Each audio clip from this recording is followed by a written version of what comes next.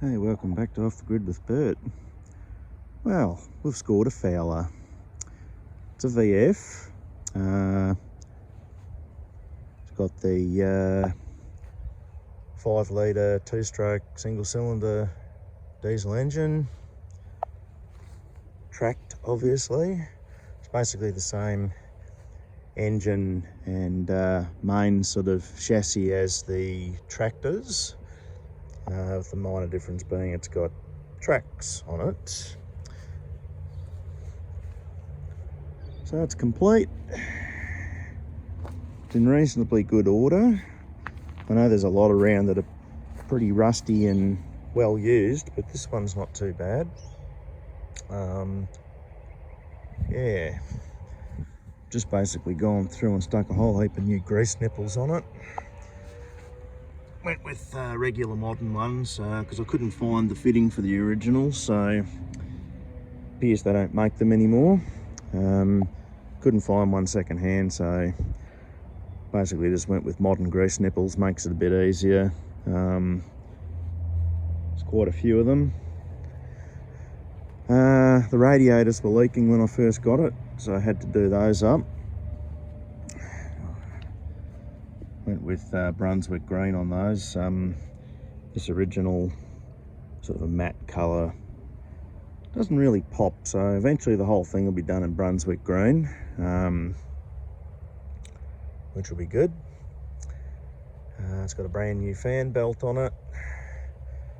This model originally had the rare optional generator.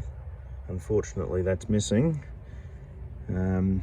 They had a light bar which went through here with a headlight on each side, so you could do your ploughing or whatever at night.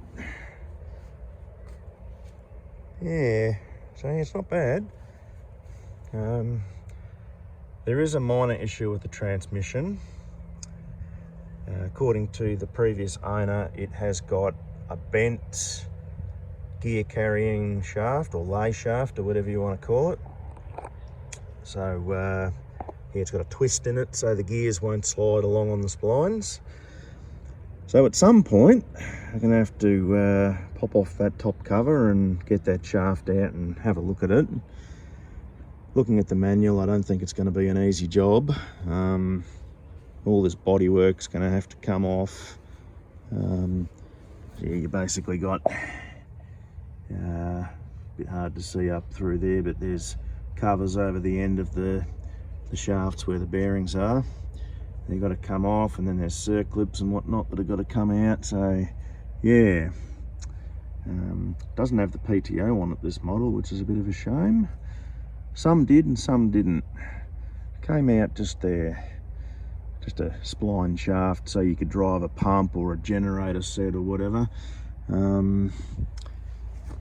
Has got the sliding drawbar there, which is good for fitting ploughs and stuff on. It's got a toolbox here on the side, which pretty much all of them had. Not a lot in there, just a couple spare screen supports for that. Looks like something like a grease gun or something sat in there originally. Crank handle won't fit in there, but I've seen people put those down through there, either underneath. Doesn't look like there's any brackets there for it, but we'll work something out. Yeah, seat's sort of seen better days. It's been bashed around a bit. A bit of foam in there, but yeah, it's got a bit of rust under there. I'll have to deal with that. Yeah, it's in good order. I've got leads on a parts machine. There's a bloke up in Bendigo, or near Bendigo, who had one of these as a garden ornament. Missing a lot of its parts, unfortunately. It's yeah, not in the best condition, but it does have a good set of tracks, which are actually in much better condition than these.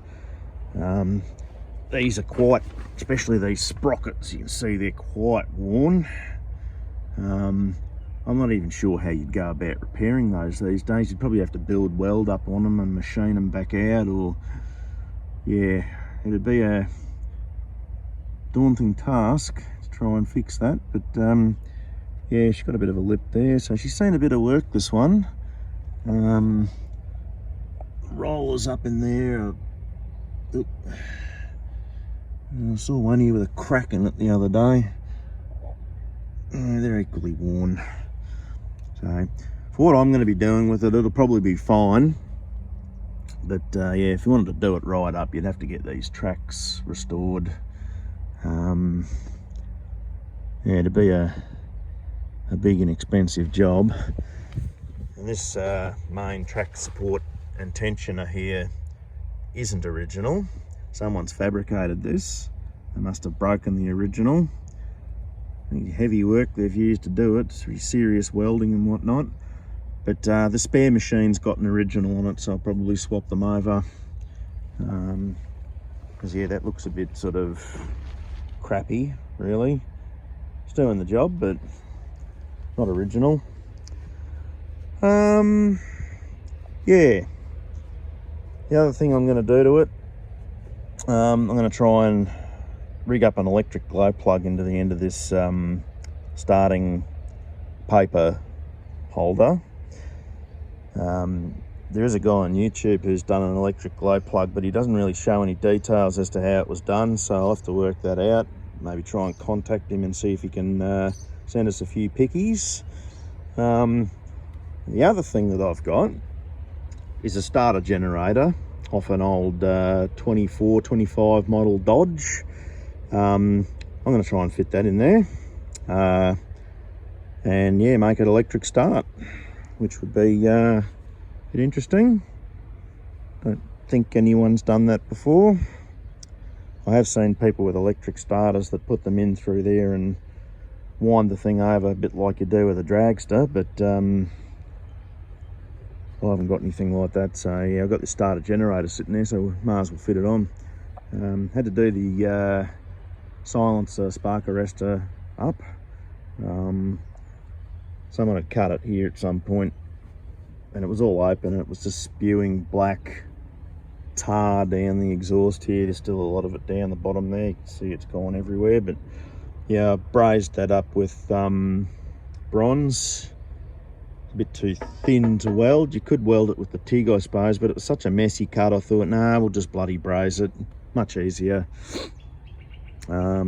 She's a rough old thing, this silencer. It's got a aftermarket top on it. There's a can on there at the minute, but not the original top, and the original mesh that went down inside for the spark arrestor side of things is missing. So yeah, she's probably going to piff the odd spark out.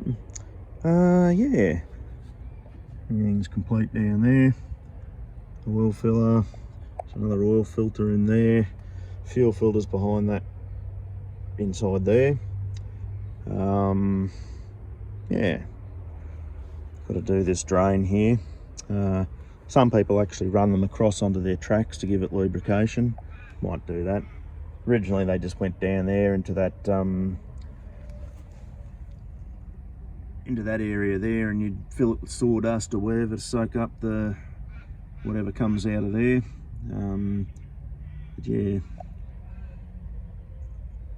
it's all good. But yeah, it's pretty much ready to start now, but I haven't got any of these starting papers, and you just can't get those saltpeter starting papers anymore. There's nobody making them, not in Australia anyway that I know of. If anyone does know someone who's got them, chuck it in the comments, because it'd be good to know. But the guy I got it off, he was starting it up with a cigarette. So you'd get cigarette, cut off, 15-20 mil of cigarette, light her up, give her a little puffy puff to get it going, and chuck that in there, and it's moulded enough to get it going, he reckons. So might try that initially. But yeah, it's pretty much ready to run now, so next weekend we'll give her a start up. I was hoping to do it this weekend, but I've just run out of time. Got other volunteer things to do here at the Melbourne Steam Club. That's where we are at the minute. And yeah, we'll get it going. See, there's a lot of other tractors sitting here too. And I've also, the same place, or the same guy that's got the spare one of these, he's also got one there with a blade on it.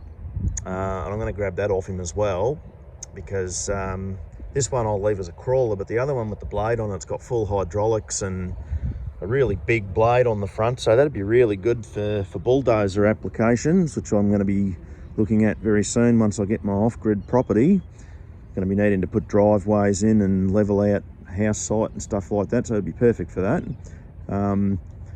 But he's also got a Challenger 1, Fowler Challenger 1 there. Now they only made 260 of those. Extremely rare piece of machinery. But yeah, he's offered that one to me as well. So to anyone who doesn't know about Fowler Challenger 1s, they had a Marshall 2-stroke 2-cylinder supercharged diesel in them. Extremely unique power plant, and yeah, it runs. It's one of probably the only ones in Australia that's running. So unless someone knows of another Fowler Challenger 1 that's actually running somewhere, chuck that down in the comments too if you wouldn't mind. Even point us in the right direction for some contact details. Be good to get a hold of a few people to get a bit more info on these plus other Fowler models. So anyway, I'll leave it there for now, and yeah, in the next video we'll show you this thing running. If I can get someone to hold the phone for me, I can show all the startup of it. Okay, don't forget to like and subscribe. Catch you in the next vid. See ya.